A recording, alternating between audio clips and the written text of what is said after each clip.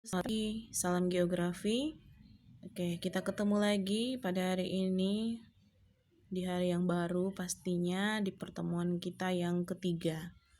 Oke, hari ini kita akan membahas lanjutan dari kompetensi dasar 3.1 yaitu tentang pengetahuan dasar geografi. Oke, kita mulai saja. Ya, ini kompetensi dasarnya masih sama, hanya berbedanya di sini, yaitu kita akan bahas yang pertama prinsip-prinsip geografi dalam kajian geosfer. Lalu yang kedua, kita akan mengidentifikasi pendekatan geografi. Oke, itu salah pengetikan ya, bukan konsep-konsep, tetapi pendekatan geografi dalam kehidupan sehari-hari. Dan yang ketiga, mengidentifikasi ilmu-ilmu penunjang geografi. Oke, kita mulai dari yang pertama, yaitu prinsip-prinsip geografi. Nah, prinsip geografi dikenal ada 4 jenis, yaitu mulai dari prinsip pesebaran, lalu prinsip deskripsi, prinsip korologi, dan prinsip interrelasi. Coba kalian lihat pada gambar di layar ini. Nah, keempat prinsip ini membentuk satu lingkaran yang ada anak panahnya. Coba kalian lihat. Jadi, itu menjelaskan bahwa setiap prinsip di dalam geografi itu tidak bisa bergerak sendiri, tetapi saling menunjang satu sama lain dan membentuk suatu prinsip yang besar. Nah, prinsip-prinsip itu akan dikenal di dalam beberapa pendekatan. Nanti akan ada pendekatan ke ruangan, pendekatan ke lingkungan, dan pendekatan kompleks wilayah. Nah, kita mulai dari yang pertama, yaitu prinsip deskripsi. Nah, untuk prinsip deskripsi sendiri, yaitu penjelasan lebih lanjut tentang fenomena geografi secara detail. Nah, kenapa? Di situ akan disajikan peta, tabel, grafik, diagram citra, dan media-media lainnya yang mendukung. Nah, deskripsi suatu fenomena ini didasarkan pada fakta, gejala, sebab akibat, dan secara kualitatif dan kuantitatif. Nah, biasa dicontohkan itu adalah penjelasan mengenai persebaran sumber daya alam di Indonesia, dilengkapi dengan peta, tabel, ataupun diagram. Nah, prinsip deskripsi ini sangat unik. Kenapa? Dia penjelasannya itu walaupun cuma lewat gambar, peta, dan tabel, ataupun diagram, tetapi dia memuat informasi yang sangat banyak. Contohnya seperti ini. Peta persebaran fauna di Indonesia. Coba kamu lihat, ada 2 garis yang memisahkan antara Indonesia bagian timur, Indonesia bagian tengah, dan Indonesia bagian barat, yaitu garis Wallace dan garis Weber. Nanti akan kamu pelajari di kelas 11, itu persebaran flora dan fauna di Indonesia. Nah, ini contoh konkretnya. Oke, next. Yang kedua itu prinsip persebaran. Nah, prinsip persebaran artinya bahwa setiap gejala, kenampakan, dan masalah yang terdapat di muka bumi ini persebarannya itu tidak merata atau bervariasi. Ada di wilayah ini, misalnya contohnya di sini NTT punya etnik yang berbeda dengan etnik di Kalimantan, dan di Kalimantan pun berbeda dengan etnik di Jawa.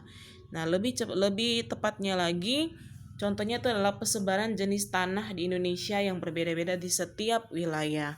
Nah, di sini Ibu ambil contoh yaitu peta jenis tanah di Kabupaten Gorontalo, Provinsi Gorontalo. Nah, kita hanya bisa melihat peta saja, kita sudah bisa membedakan jenis-jenis tanah yang ada di Gorontalo.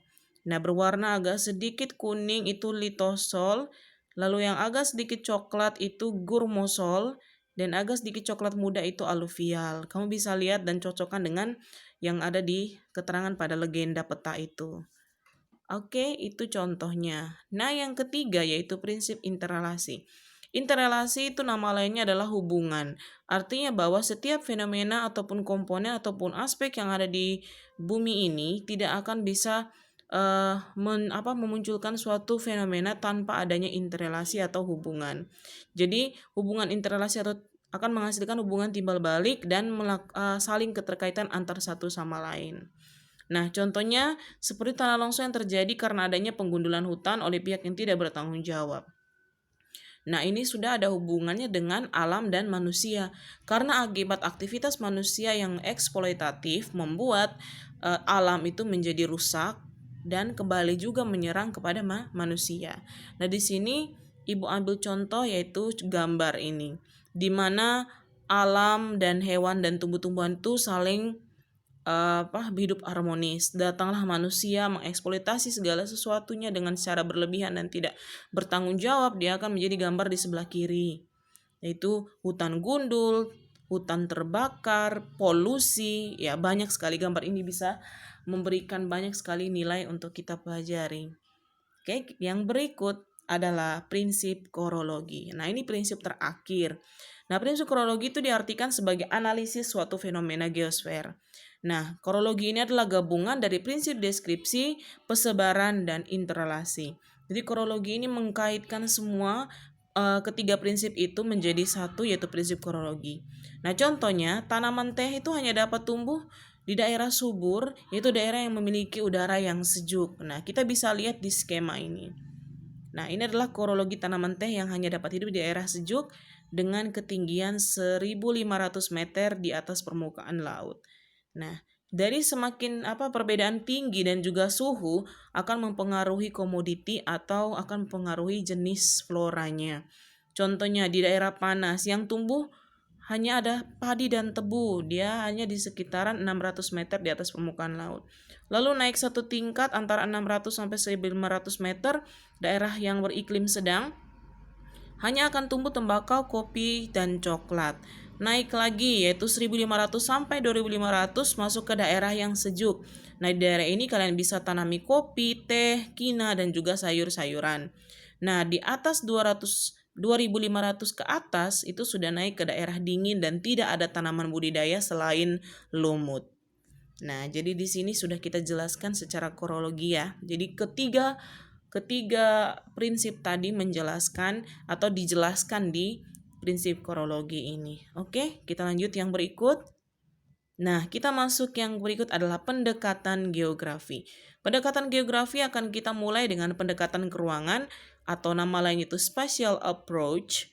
Lalu pendekatan kewilayahan yaitu regional approach, dan yang terakhir itu adalah pendekatan ekologi yaitu ecological approach. Ketiga pendekatan ini pun sama seperti prinsip. Mereka bekerja bersama dan membuat suatu interrelasi atau hubungan. Artinya kait-mengait antara satu pendekatan dengan pendekatan yang lain. Tetapi tetap cara pengkajiannya pun berbeda. Oke, kita lihat dulu yang pertama yaitu pendekatan ke ruangan. Nah, pendekatan ke ruangan pada pelaksanaannya yaitu dia harus berdasarkan pada prinsip-prinsip yang berlaku, yaitu prinsip penyebaran, interrelasi, dan deskripsi. Kenapa tidak korologi, Bu? Nah, pendekatan ke ruangan ini hanya menggunakan 3 prinsip saja. Penyebaran, interrelasi, dan deskripsi. Dia tidak menggunakan korologi. Nah, untuk melakukan analisis ruangan perlu diperhatikan 2 hal.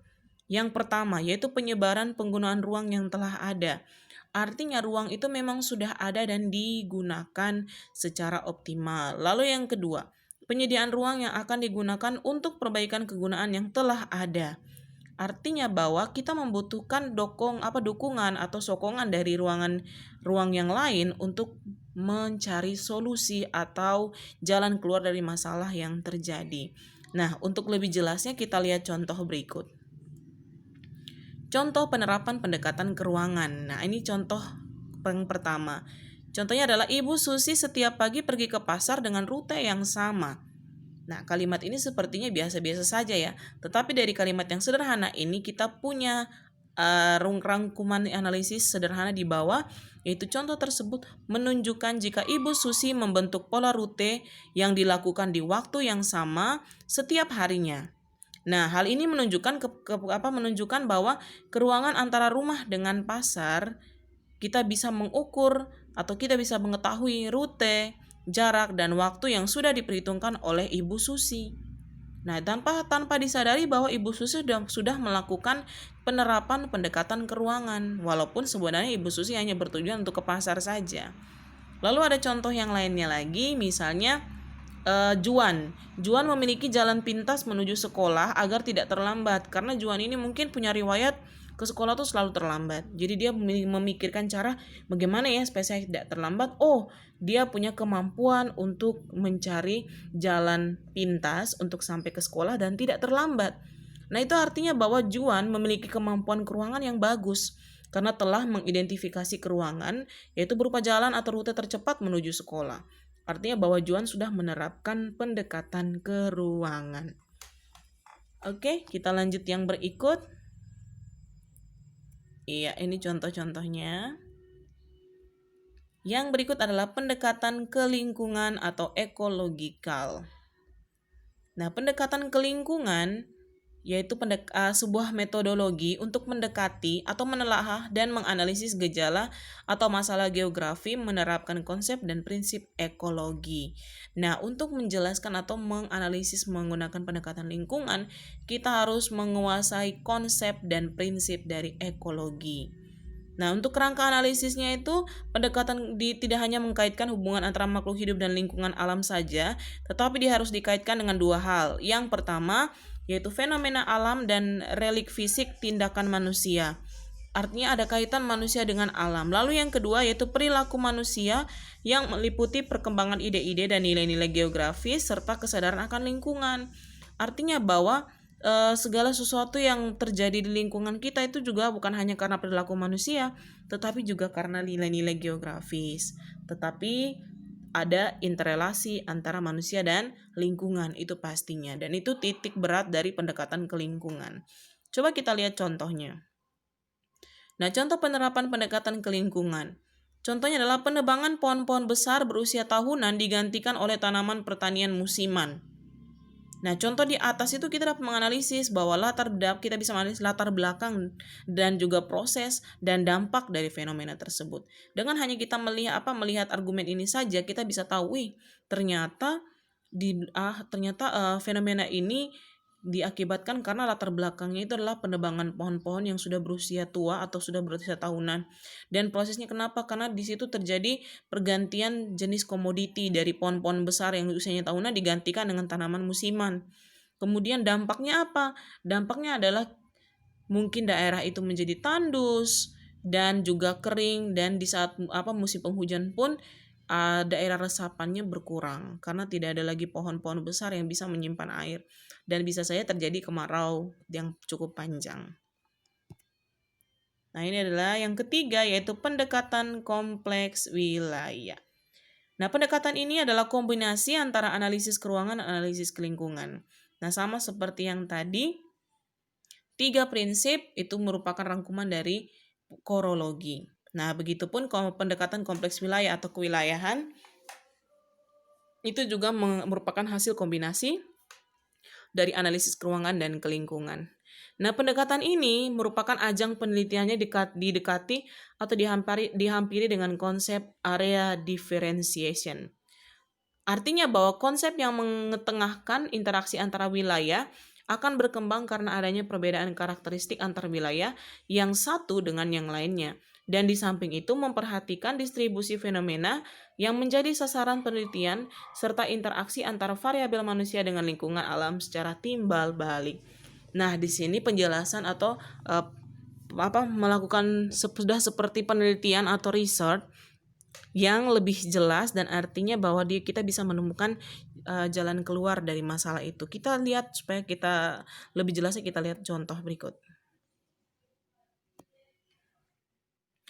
Nah, contoh penerapan pendekatan kompleks wilayah yaitu banjir kiriman di Jakarta akan diselesaikan dengan menggunakan pendekatan kompleks wilayah karena kita perlu mencari induk permasalahan banjir tersebut. Nah, sudah ditemukan induk masalahnya yaitu maraknya pembangunan villa di kawasan Bogor sehingga kurangnya resapan air menyebabkan air seluruhnya mengalir ke Sungai Ciliwung. Nah, di sini sudah jelas kita ketahui apa masalahnya, penyebabnya, dan juga rekomendasi solusinya. Nah, contoh lainnya lagi yaitu seperti banjir di Sitojayan. Setiap musim penghujan terjadi bukan hanya karena gunung yang gundul, tapi karena ditanami tanaman musiman dengan akar yang dangkal sehingga air langsung mengalir ke sungai. Tetapi juga karena pendangkalan sungai yang terjadi karena pembangunan waduk yang dekat dengan sungai sehingga menjadi dangkal karena sedimentasi. Jadi karena ada pembangunan dan juga karena penggundulan hutan. Jadi ada 2 sebab dan penyebabnya. Oke, kita lihat yang berikut. yaitu ilmu penunjang geografi. Nah, ilmu penunjang geografi kita kenal menjadi 3 bagian, yaitu ilmu penunjang geografi fisik, geografi sosial, dan geografi teknik. Apa-apa saja sih Ibu? Kita lihat. Nah, untuk geografi fisik ada kurang lebih 8 ya, ada 8 ilmu yaitu geologi, geofisika, meteorologi, astronomi, biogeografi, geomorfologi, hidrologi, dan oceanografi. Wow, banyak sekali Ibu. Apa kita akan belajar semuanya? Tidak. Untuk tingkat SMA kita tidak pelajari semuanya ya. Mungkin yang kita akan pelajari itu hanya hidrologi, tapi juga tidak semuanya itu mata pelajaran hidrosfer, nanti akan ada materi hidrosfer. Dan juga meteorologi itu juga kita akan pelajari di atmosfer. Jadi hanya umumnya saja. Ini pembagian ilmu sudah khusus tujuannya untuk kita pelajari di tingkat perguruan tinggi. Yang kedua itu geografi sosial. Geografi sosial juga kurang lebih ada 8. Kalian bisa lihat di situ. Ada mata pelajaran kalian ya, antropologi. Nah, itu di situ sudah jelas. Nah, yang terakhir itu adalah geografi teknik. Nah, untuk geografi teknik kita punya 3, yaitu kartografi, penginderaan jauh, dan sistem informasi geografis. Kira-kira kita dapat tidak materi ini? Jelas kalian akan dapat, tetapi tidak sedalam di tingkat perguruan tinggi ya. Kalian akan dapat ini nanti di pertemuan bab 3, yaitu tentang peta, penginderaan jauh, dan sistem informasi geografis. Jadi kita akan pelajari seperti apa sih geografi teknik. Nah, yang berikut manfaat ilmu geografi. Nah, ilmu geografi itu sudah dimanfaatkan di beberapa bidang, yaitu bidang litosfer, bidang atmosfer, bidang hidrosfer, dan bidang antroposfer. Litosfer itu apa Ibu? Litosfer itu adalah lapisan batuan penyusun bumi, yaitu lapisan yang kita lihat adalah ada lapisan padat dan ada lapisan cair, ya kan?